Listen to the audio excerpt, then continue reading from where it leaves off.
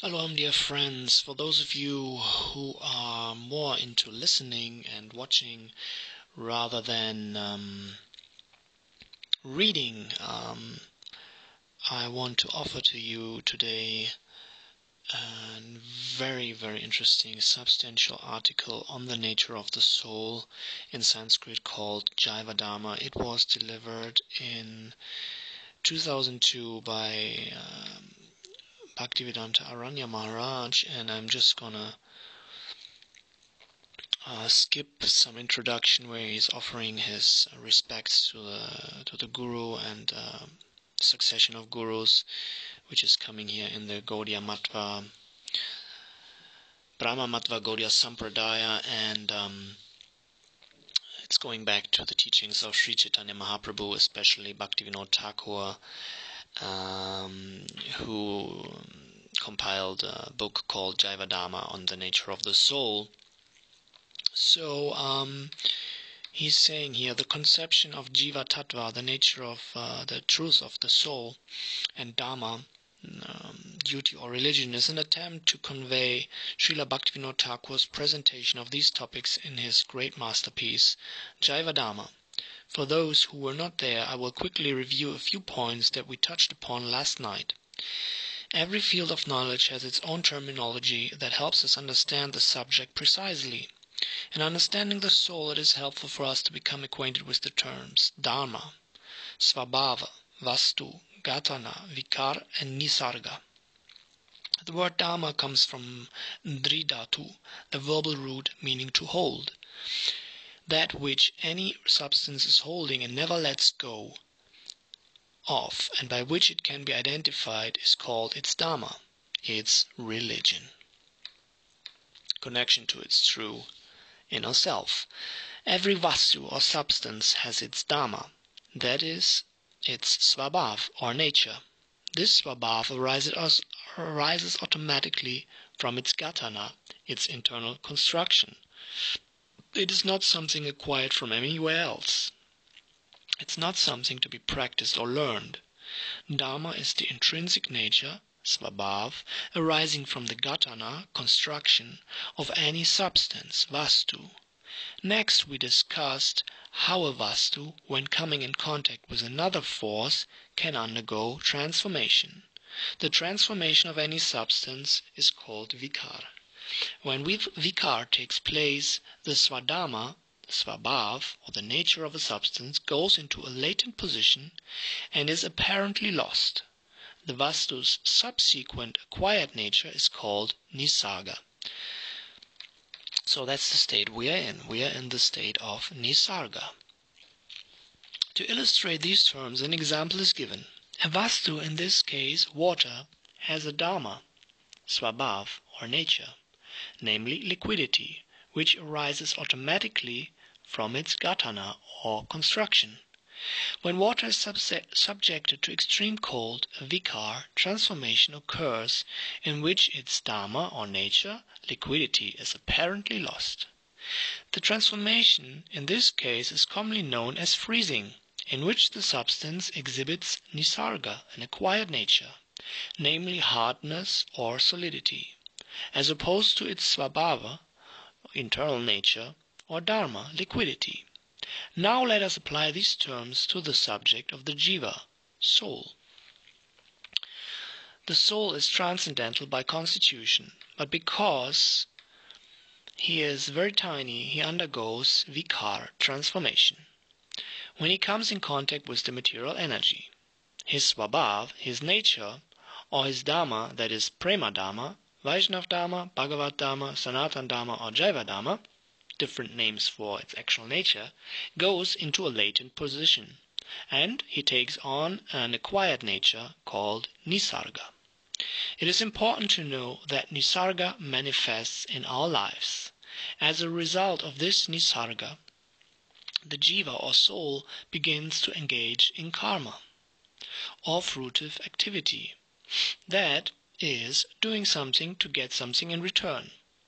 Otherwise, he engages in jnana, speculative knowledge, in an attempt to become liberated, or he performs yoga to achieve siddhi, mystic powers to control his environment.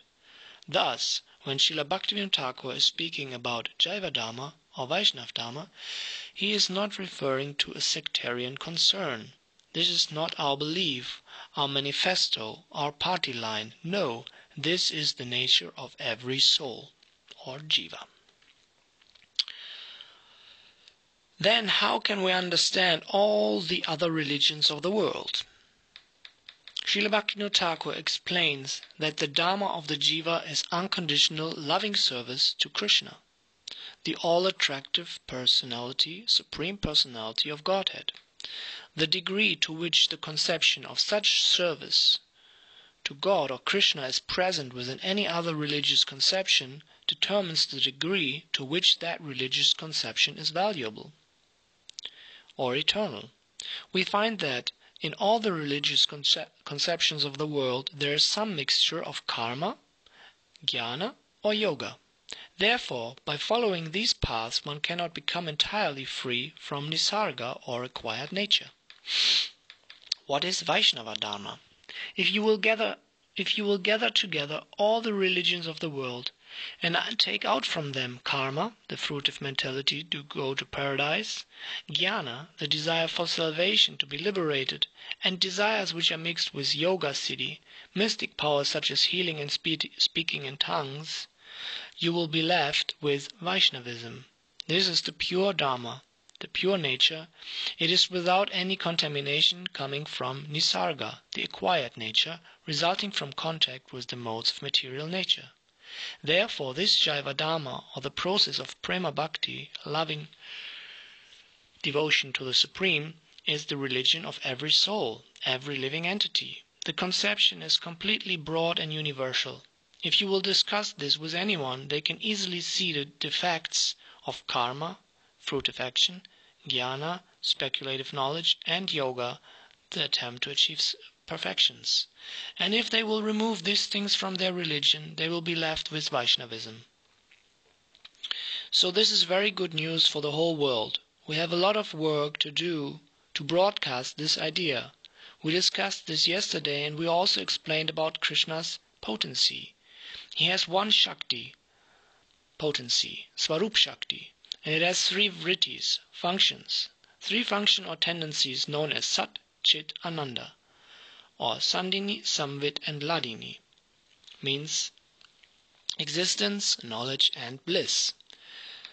And there's the verse, Parasya Shaktya Vividaiva Shruyate Svabhaviki Jnana Bala Kriyacha. That's from Svetashvatar Upanishad 6.8.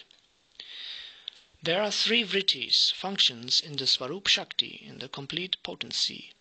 When the Swarup Shakti comes out from the mandala of the Chit Jagat, oh my god, it now becomes complicated, means from the sphere of the spiritual dimension, it transforms and becomes Tatastha Shakti, the marginal potency. From this Tatastha Shakti, marginal potency, so many souls emanate, have come. This potency also transforms into the shadow of its original nature. That shadow aspect is called Maya Shakti, the illusory potency, and the effect of Sandini, Samvit, and Ladini, of existence, knowledge, and bliss, is also present there. We have discussed the three influences of these functions and the three transformations of the original potency, Swarup Shakti. Everyone remembers clearly? I think so. Okay, you have not heard this, but you can read the original article and the other links if you're interested, or download the book. I will give the links below this video. I think so. In case not, we'll mention again in brief. In the spiritual world, Sandini or existence potency makes forms and shapes. Samvit makes knowledge. But in Vrindavan, Samvit cannot work. It is transformed because there is so much bliss there, Ladini. It becomes only Sambandha Gyan, the knowledge of a special relationship with Krishna, and Ladini transforms. Ladinara Sara Prema, Prema Sara Bhava, Bhavera Paramakasta, Nama Mahabhava. This Ladini bliss potency develops into all the different varieties of prem, transcendental love. This is the game or vilas of Hladini Shakti. This Shakti becomes so many varieties of waves of endless affection, its ultimate embodiment being Srimati Radhika herself. So these are the three functions in the spiritual world. In the material world, the three functions are present, but in a transformed state.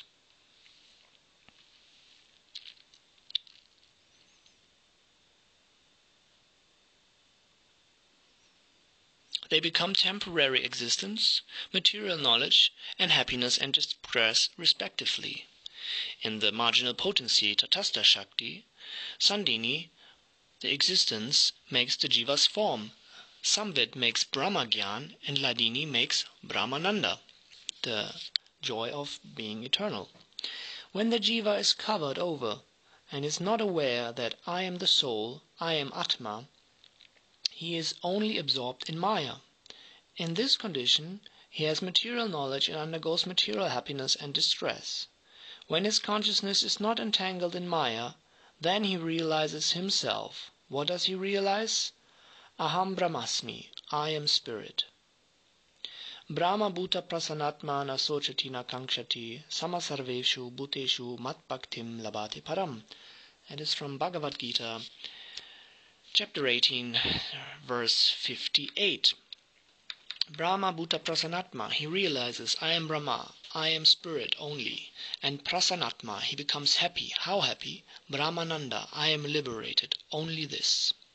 Yesterday we also spoke about the vikar or transformation of the jiva svarup, of the form of the soul. Because the jiva is very tiny, due to the contact with the material energy, transformation takes place. That means transformation takes place in the form of the soul. There is Atma Guna Vikar, that is, the qualities of the soul also become transformed. The soul gives up his pure nature and becomes entangled with Maya. Today I want to say something about this marginal potency that the soul is coming from.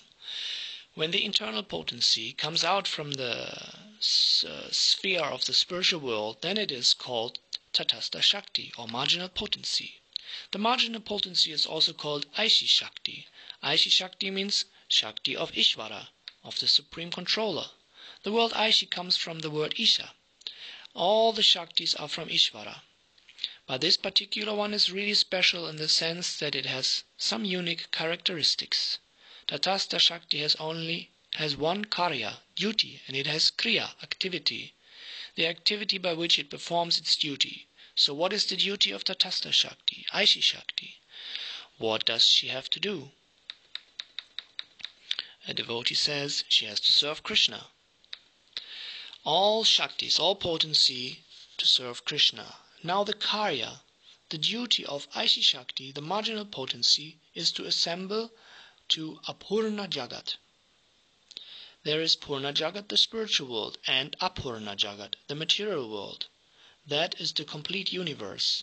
And in the incomplete universe, Apurna Jagat.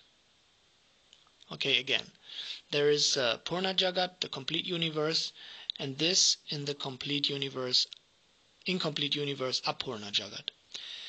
Aishi Shakti has to assemble the Apurna Jagat, the incomplete universe. That is her duty. How does she do it? In Bhagavad Gita 7.4, Krishna says, Bhumira apponnala vayu kam mano buddhi evacha ahankara ittiyam me binna prakritir astada. There are 8 types of binna prakriti, separated energy. That is earth, water, fire, air, space, mind, intelligence, and false ego. But appareyam itas tvanyam prakritim vidi me param jiva bhutam mahabaho yayedam daryate jagat. That is the next verse, 7.5. Apart from these separated energies, I have another energy. Prakritim vidi me param. You should know this is para. This is a transcendental energy. It is not material. It is not part of Maya. So we're coming to the end of this video and we will continue in parts 2, 3, etc. Aloham Jai Nitai. All glories to Guru and Gauranga.